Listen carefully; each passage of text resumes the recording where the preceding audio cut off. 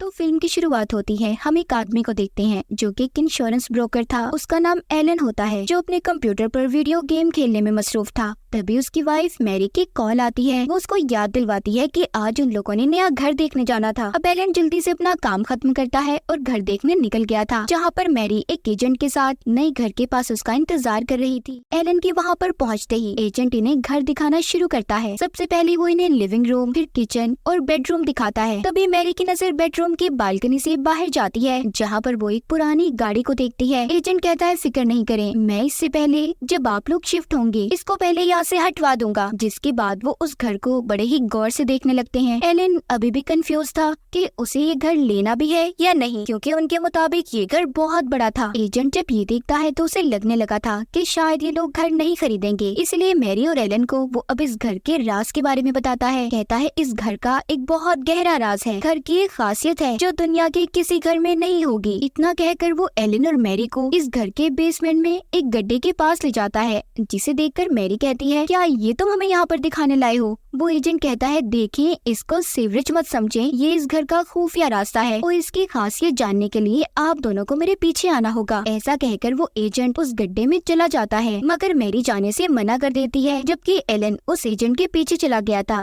जब वो मैरी को अपने पीछे आता नहीं देखता तो दोबारा से मैरी के पास आता है। इस बार वो भी इनके साथ चली गई थी। एजेंट कहता है कि आप लोगों को इसका दरवाजा बंद करना होगा, तभी तो ये जगह अपना असल कमाल दिखाएगी। जैसे ही ये थोड़ा सा आगे आते हैं तो देखते हैं ये लोग उस रास्ते से इस घर के फर्स्ट फ्लोर पर आ गए थे। ये देखकर मैरी और एलन हैरान हो जाते हैं। तभी एलन नोटिस करता है कि अब सुबह हो रही है, जबकि वो तो इस घर को देखने शाम में आए थे। वहीं पर मैरी भी इस बात के बारे में सोचने लगती है कि आखिर बेसमेंट में जाकर वो लोग इस घर के फर्स्ट फ्लोर तक कैसे पहुंच गए। साथ ही उन्हें ये भी लग रहा था कि कहीं वो किसी दूसरे घर में तो नहीं आ गए। अब यहाँ पर एजेंट इन्हें बताता है देखिए, ज्यादा मत सोचें, हम लोग उसी घर में हैं। वो गड्ढा दरअसल एक पोर्टल टाइम ट्रेवल है इस घर का, जिसने हम सभी को वक्त से 12 घंटे आगे ला दिया है। वो एजेंट बताता है कि कल हम शाम को इस घर को देखने आए थे और अब सुबह हो रही है। एलन कहता है चलो तुम्हारी सारी बातें सच हैं, ठीक है वो एक टाइम ट्रेवल रास्ता है, मगर मुझे ये समझ नहीं आई कि इंसान जाता बेसमेंट में है तो पहले फ्लोर पर वो कैसे आ जाता है। एजेंट एलन की इस बात को घुमाते हुए बताता है कि इस घर में एक और खूबी है, बहुत से खरीदार इस घर को लेने के लिए तैयार हैं, तो इसीलिए आप लोगों को जल्द से जल्द फैसला करना होगा कि आप दोनों को ये घर लेना है या नहीं। ये सब बताकर एजेंट तो चला गया था। एलन से मैरी कहती है हम दोनों घर पहुंचकर फैसला करेंगे कि हमें ये घर लेना है या नहीं। फिर जैसे ही मैरी अपनी गाड़ी पार्क करती है, वो रोड पार करते दो बच्चों को देखकर सोच में पड़ गई थी, जिसके बाद सीन कुछ वक्त आगे का दिखाया जाता है। एलन और मैरी ने उस घर को खरीद लिया था और जल्दी उस घर में शिफ्ट भी हो जाते हैं। वहाँ पर जाते ही एलन को एक बिल्ली मिलती है,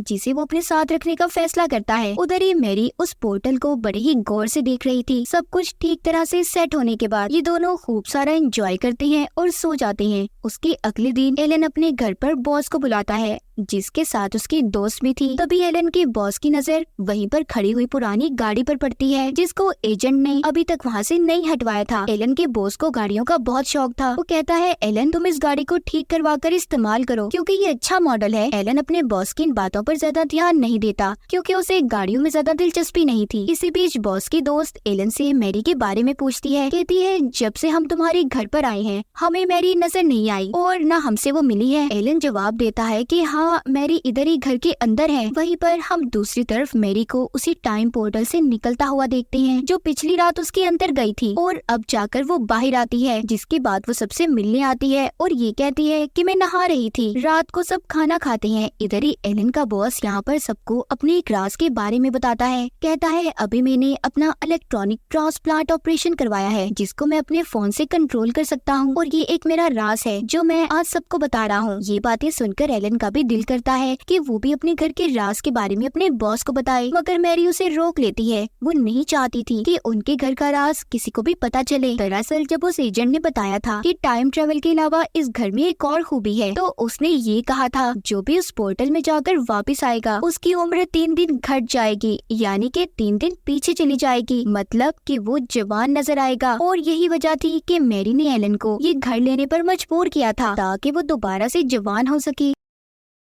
इसके कुछ देर के बाद एलन का बॉस और उसकी दोस्त तो चले गए थे। उनके जाने के बाद मैरी एलन से कहती है, आओ हम दोनों मिलकर बेसमेंट में टाइम पोर्टल में चलते हैं, मगर वो जाने से मना कर देता है। कहता है कि अभी मुझे काम है और कल सुबह मैंने ऑफिस जाना है, इसलिए मैं तो सोने जा रहा हूँ। मैरी गुस्से में अकेले ही उस पोर्टल में चली गई थी। सुबह को जब एलन तैयार होकर ऑफिस जा रहा होता है तो वो उस पोर्टल के पास आकर ये कहता है कि मैरी मैं ऑफिस जा रहा हूँ। उसे लगता है कि उसकी आवाज उस तक चली जाएगी। फिर जिसके बाद वो ऑफिस आ चुका था, जहाँ पर उसके बॉस का असिस्टेंट उसके पास आता है और कहता है कि बॉस आपको बुला रहे हैं। एलन बॉस के पास जाकर कहता है कि आप मुझे फोन करके भी तो बुला सकते थे ना। वो कहता है अच्छा चलो छोड़ो इन सब बातों को, मैंने जो इलेक्ट्रॉनिक ट्रांसप्लांट ऑपरेशन करवाया है उसके बारे में तुम क्या सोचते हो। एलन कहता है कि उस बारे में बॉस मैं क्या सोचूंगा, आप बिल्कुल फिक्र नहीं करें, इस बात को लेकर आपको मैं कभी जज नहीं करूंगा। ट्रांसप्लांट ऑपरेशन करवाना आपका अपना फैसला था, बस ये थोड़ा सा खतरनाक लग रहा है मुझे जरा देखकर। ये बात सुनकर एलन का बॉस काफी खुश हो गया था। उधर दूसरी तरफ 12 घंटे पूरे होने के बाद मैरी बेसमेंट से बाहर आती है और फिर नहाने के बाद अपनी पुरानी जवानी की तस्वीरें देखने लगती है। उसे एक आइडिया आया था, वो उस बेसमेंट पोर्टल के बाहर आने के रास्ते पर एक शीशा लगा देती है ताकि वो उसमें से जब भी निकले ये देख पाए कि उसकी उम्र कितनी कम हुई है, वो कितना जवान हुई है। इसके बाद फिर से वो उस पोर्टल में चली जाती है ताकि जल्दी जवान बन सके। उसी रात एलन का बॉस अपनी दोस्त से बातें करते हुए कहता है, मुझे लगता है कि एलन की बीवी मेरी इस ऑपरेशन से खुश नहीं है, उसने इस बात का सही से मुझे कोई जवाब भी नहीं दिया था। उसकी दोस्तों से समझाती है, छोड़े हमें क्या लेना देना इस बात से। उधर मैरी अपने घर में रात को जब पोर्टल से बाहर आती है वो देखती है उसका हस्बैंड एलन ऑफिस से आकर सो चुका था। मैरी एलन को जगाती है और उससे पूछती है, मुझे देखो मुझ में कोई फर्क नजर आया,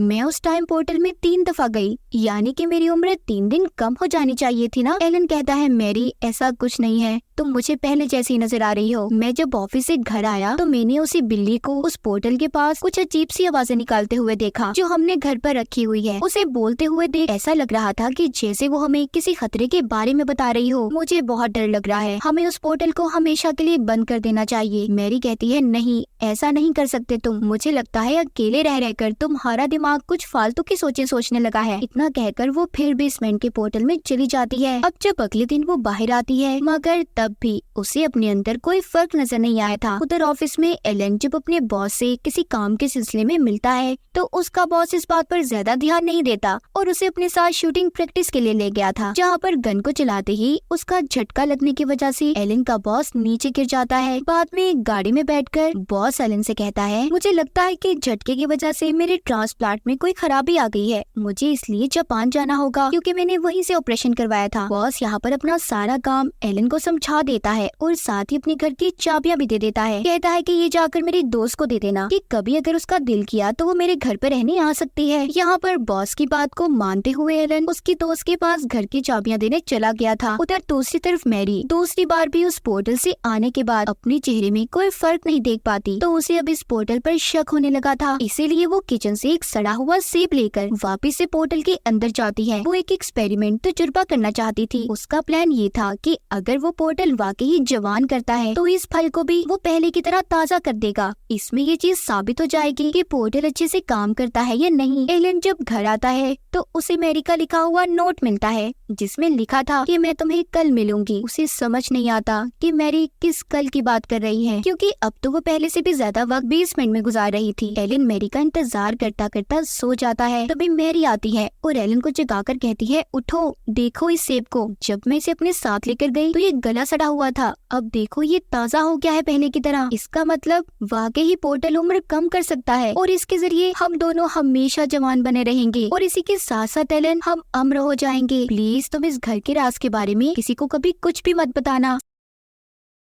सब बातें सुनकर उसे गुस्सा आ गया था। वो कहता है, हटो मैरी, इसके अलावा भी मुझे बहुत से काम हैं। और इसी बात को लेकर दोनों हस्बैंड वाइफ में झगड़ा हो जाता है। इसी दौरान जब एलन उस सेब को खाने लगता है जिसको मैरी पोर्टल में साथ लेकर गई थी तो एलन देखता है उसमें से कीड़े निकल रहे हैं। उसे अब मैरी की फिक्र होने लगी थी। वो सोचता है कि जैसे सेब में से कीड़े निकले इसी तरह मैरी के जिस्म में भी तो नहीं, क्योंकि वो भी तो कई बार उस पोर्टल के अंदर जा चुकी है। इसीलिए वो फौरन से उसे डॉक्टर के पास लेकर जाता है। वहाँ पर आकर वो डॉक्टर से सवाल करता है कि क्या ऐसा हो सकता है किसी इंसान के जिस्म में ढेर सारे कीड़े मकोड़े पाए जाते हों। ये सवाल सुनकर डॉक्टर को भी अजीब लग रहा था। वो एलन को देखने लगता है, इसीलिए वो घर वापस आ जाते हैं। दरअसल एलन ये सोच रहा था कि सेब की तरह मैरी भी बाहर से तो जवान हो रही है, मगर क्या पता अंदर से उसकी उम्र बढ़ती रहे और उसमें भी कीड़े पैदा हो जाएं। ये बात वो मैरी को भी बताता है, मगर वो कोई भी बात सुनने के लिए तैयार नहीं थी। मैरी घर आकर गुस्से में एलन को चाकू देती है और कहती है, लो काटो मेरी जिल्द को और देख लो मेरे जिस्म के अंदर कीड़े भरे हैं या नहीं। एलन कहता है, मैरी आखिर ऐसा क्यों कर रही हो तुम, क्यों जवान होना चाहती हो? वो कहती है, मैं जवान होकर अपना सपना पूरा करना चाहती हूँ, एक मॉडल बनने का, जो मैं पहले नहीं कर पाई लेकिन अब हर हाल में पूरा करूंगी। इतना कहकर वो फिर से उस पोर्टल में चली जाती है। उधर ट्रांसप्लांट के दौरान एलन को उसका बॉस फोन करता है और कहता है कि आज मेरी दोस्त का बर्थडे है। वो कहता है, तुम ऐसा करो, मेरी तरफ से कोई अच्छा सा तोहफा लेना और उसे दे देना। इसीलिए एलन एक पर्स खरीद लेता है। उधर बॉस को डॉक्टर कहते हैं कि तुम्हारा ट्रांसप्लांट का ऑपरेशन ठीक हो गया है। तभी एक शॉर्ट सर्किट की वजह से हल्का सा धमाका होता है, जिससे वो दोनों डर गए थे। हम एलन को देखते हैं जो उसी एजेंट से मिलता है जिससे इन्होंने घर को खरीदा था। वो पूछता है, क्या उस पोर्टल में बार बार जाने से कोई पागल भी हो सकता है? जिस पर वो कहता है, देखो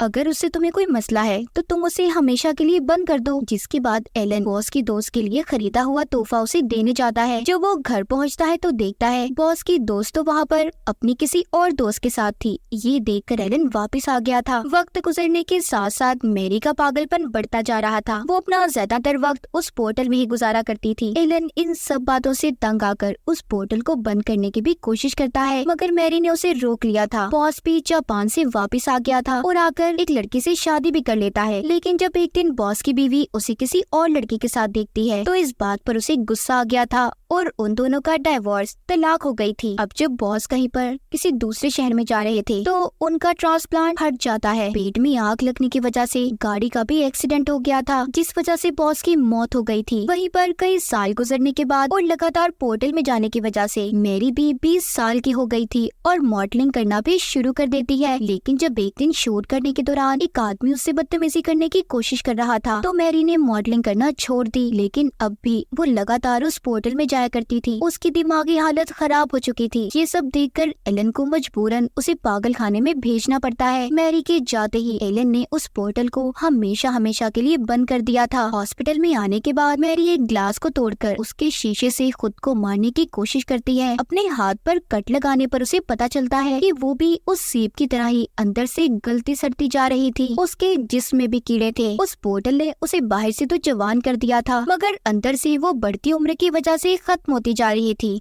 अब मैरी के लिए काफी देर हो चुकी थी। सब कुछ ठीक कर पाना बहुत मुश्किल था। तो कभी भी किसी ऐसे काम को करने की कोशिश मत करो जो आपके लिए बना ही ना हो, जैसा कि एलन के बॉस ने किया। और दूसरा, मैरी की जवान होने की लालच ने उसे बर्बाद कर दिया। आप जैसे हैं जिस हाल में है खुश रहें। और इसी के साथ इस फिल्म की कहानी यहीं पर खत्म हो जाती है।